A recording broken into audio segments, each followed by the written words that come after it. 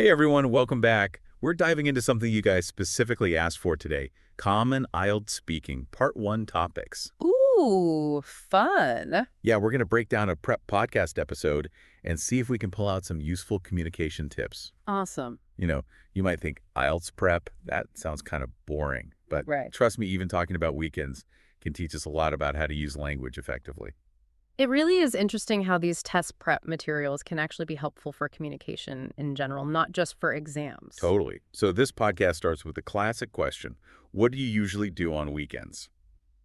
The hosts, Ella and Ryan, they're all about giving detailed responses. Okay. We could all just say, I relax, but that's not very exciting, is it? No, not really. And plus for the IELTS, it's not just about being interesting. It's about showing off your language skills. Right. Giving specific examples proves you have a bigger vocabulary and can really paint a picture for the listener, which is super important for a good score. So instead of I read, you could say, I like to curl up with a cup of coffee and get lost in a good book. I like that. Makes it more vivid, right? Yeah, exactly. The examiner's not just reading words anymore. They're right there with you experiencing your weekend. Exactly. Yeah. What do you think makes a good example in this kind of situation? Well, in the podcast, Ella talks about making indulgent pancakes on Sunday mornings. Pancakes. It's not just about what she's doing. It gives you a feeling, luxury and self-care. It adds another dimension to her answer. That's a great point. It's those little things that can really improve your language and make you stand out. Yeah. It makes me think, even outside of the IELTS, those kinds of details are what make conversations memorable. Nobody wants to hear vague answers all the time. Definitely. Do you find yourself using that kind of storytelling in your everyday life? I feel like I've been paying more attention to the small details since prepping for the IELTS. Oh, absolutely. It's like the difference between a simple sketch and a full color painting. Ooh, I love that analogy. The details really bring it to life. So this podcast has this cool role play section where Ella and Ryan take turns being the teacher and student. Nice. It's like we're getting a sneak peek into how to actually use their advice. Mm-hmm. One question that stood out was, how important are weekends to you? Sounds pretty basic, right? Yeah, but you'd be surprised how easy it is to give a generic answer. Right. Like in the role play, Ryan's first response was, weekends are important for relaxing and spending time with family. Right. True, but... A little predictable. Yeah, exactly. And that's where I think the podcast gets really valuable, even if you're not taking the IELTS. Okay. Ella pushes Ryan to go deeper. She asks him to think about the specific things that bring him joy and make him happy during his weekend. I see. Isn't that something we should all ask ourselves? For sure. What makes our weekends truly special? It's not just about saying, I relax. It's about figuring out what makes those weekend moments meaningful and different from the rest of the week. Right. And for the IELTS, being able to explain those experiences using different vocabulary and sentence structures is what shows you have a high level of language skills. Absolutely. Think about it. If you can confidently talk about why playing board games with your family or trying a new hiking trail makes you happy. Right. You're not just showing off words. You're showing you can think about your own experiences and express them in a captivating way. And that would impress an examiner, wouldn't it? It Yeah. shows you're not just repeating memorized answers, you're actually thinking of the questions personally. Exactly. It's about real communication skills, which is what the IELTS speaking test is all about. Now, the last question they discuss in this section really got me thinking. Do you think weekends are different now compared to the past? I mean, my first thought was, of course. But the podcast goes a little deeper. Right. Ella's initial answer is pretty straightforward about people being busier now and having less time to relax. But then Ryan encourages her to make a stronger comparison. He suggests using words like primarily for relaxation versus filled with errands and obligations. Okay. To really highlight how the focus of weekends might have changed over time. Do you think weekends have fundamentally changed, or is it just how we see them? That's a tough one. I'm not sure. I think our always connected world has definitely blurred the lines between work and free time. True. It's hard to fully disconnect even on weekends. Yeah. But then again, I think people are becoming more intentional about making time for things they enjoy, Yeah. whether it's hobbies, spending time in nature, or just relaxing at home. What do you think? I think there's truth to both sides. Technology has changed how we experience weekends, for sure. Yeah. But it's also given us new ways to shape them based on what we value and what's important to us. We have more choices than ever, but that also means we have to be more careful about how we use our time. That's a really insightful way to put it. And it brings us back to that idea of being intentional with our language. Yes. Just like we have to be deliberate about how we spend our weekends, We have to be thoughtful about the words we choose to describe them. Exactly. And for the IELTS, that means going beyond the obvious and finding ways to express your own unique perspective clearly and concisely and in a way that engages the listener. So you see how a simple question about weekends can lead to a whole conversation about societal change, personal values, and how language itself changes.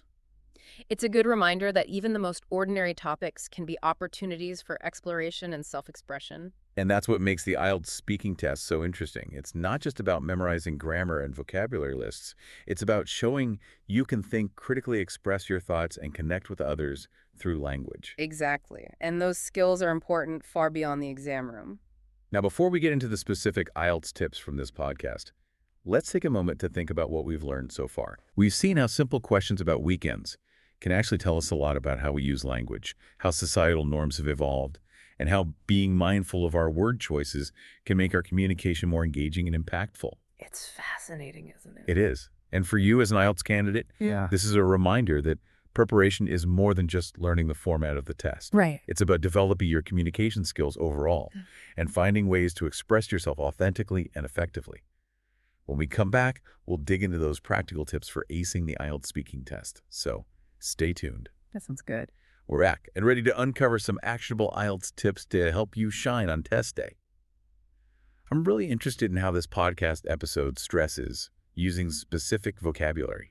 It's not just about throwing in big words, right? Right. It's about picking words that really capture what you mean. Okay. Like in the podcast, Ryan starts by saying weekends are for relaxation, which is okay, but a bit basic. Yeah. And then Ella encourages him to use more sophisticated word like recharging. Oh, I see how that just elevates his language? It does. It adds a layer of nuance. Right. And for someone studying for the IELTS, those subtle word choices can make a big difference. Absolutely. Remember, examiners are listening for a range of vocabulary, so try using words like rejuvenate or unwind when you talk about your weekends. Good examples. Shows you have a good grasp of the language beyond just everyday words. It's about showing that you can express yourself with precision and style, which is what the IELTS speaking test is all about. Another tip they emphasize is mixing up your sentence structure. I know I can get stuck in a rut sometimes, especially when I'm nervous. Oh, we all do it. But think about it. Would you rather listen to someone who uses the same sentence structure over and over? No. Or someone who keeps things interesting by changing it up? Definitely keeps you engaged. Variety is the spice of life, right? It is. And speaking of spice, the podcast also mentions pronunciation, which I think people often forget about. Oh, for sure. Clear pronunciation is key, not just for the IELTS, but for any kind of communication. Think about a time when you couldn't understand someone because they were mumbling or talking too fast. Ugh, so frustrating. It's frustrating for both people. Absolutely. Right. It's like trying to read a note with terrible handwriting.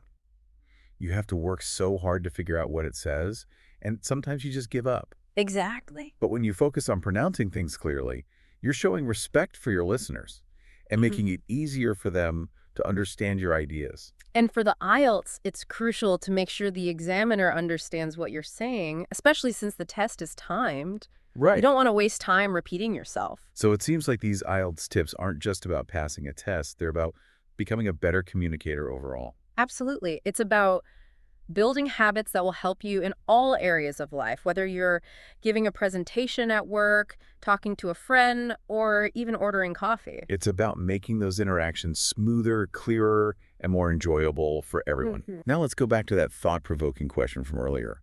Do you think weekends are different now compared to the past? We talked about it briefly, but I think there's more to explore. Okay. I was thinking about my own childhood weekends, and they were definitely different from what I see today. It was all about family time, playing outside with friends, and maybe watching a movie on Saturday night. Sounds fun. What were your weekends like growing up? Well, for me, weekends were all about being outdoors. My family loved hiking, camping, and visiting national parks. Wow. It was a chance to disconnect from the daily grind and reconnect with nature. Looking back, I realize how much those experiences shaped my love for the environment and my appreciation for the simple things. That sounds so idyllic. It makes me wonder, have we lost something in our modern day weekends? Maybe. We're so attached to our devices, constantly bombarded with information and social media updates. It's tough to truly switch off. Yeah, I think there's definitely a sense of nostalgia for those simpler times. But it's also important to acknowledge the good things about modern weekends. We have More choices than ever, more opportunities to explore our passions, and more ways to connect with people around the world. That's a good point. It's not about romanticizing the past. It's about recognizing how things have changed and finding ways to create meaningful experiences within our current reality. Exactly, and that brings us back to the IELTS speaking test.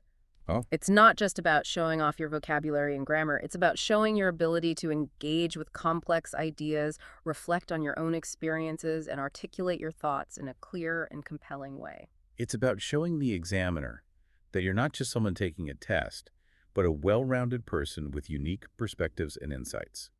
And I have to say, this deep dive into something as seemingly simple as weekends has really highlighted the importance of those skills, not just for the IELTS, but for life in general. Absolutely. It's a reminder that even in the most ordinary parts of our lives, we can find opportunities for learning growth and connection. Well said. Yeah. Now, before we wrap up, there's one more crucial element from the IELTS source material that we need to discuss. It's something that can make or break your performance on the speaking test, and it's a skill that often gets overlooked. Ready to dive in? Let's do it. Ooh. Now I'm really curious. What's the secret weapon we haven't talked about yet? It's fluency. Fluency. Yeah, the podcast really emphasized how important it is to speak smoothly and confidently, Right. even if you make a few little grammar mistakes along the way. Right. They were really big on that. Yeah. Why is fluency so important, though, especially in a test setting? Well, for the IELTS, fluency is a big part of your overall speaking score. Uh-huh. It shows you can communicate your ideas effectively without hesitating too much or struggling to find the right words. I see. Think of it like this: the examiner wants to see if you can have a natural conversation like you would in real life. So it's like the difference between reading a prepared speech and having a casual chat with a friend. Exactly. You want to sound natural and relaxed, not like a robot or like you're reading from a script. And even outside of the IELTS, fluency really affects how people see you as a communicator. Oh, interesting. How so? When you speak fluently, you come across as confident and trustworthy. People are more likely to listen to you and take in what you're saying. It's like those really charismatic speakers who can just command a room, you know? Yes. Their words just flow so effortlessly and they keep you hooked. Exactly. On the other hand, if someone's always pausing, stumbling over words, or losing their train of thought, It's painful. it can be really distracting and frustrating for the listener. It is. It makes you feel unsure or uneasy, and it's harder to connect with what they're trying to say. It's like listening to a song with all these interruptions and skips.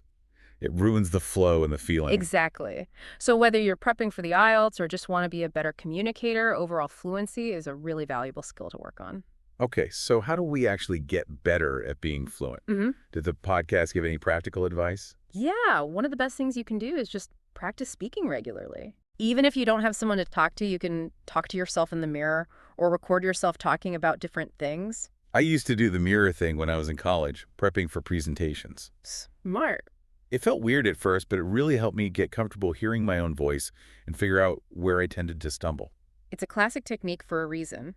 It makes you more aware of your speech patterns, and it helps you work on those little things that might be holding you back. Right? Recording yourself is good too, because you can listen back and really pinpoint any issues with your pronunciation, pacing, or hesitation. Exactly. It's like having your own personal speech coach.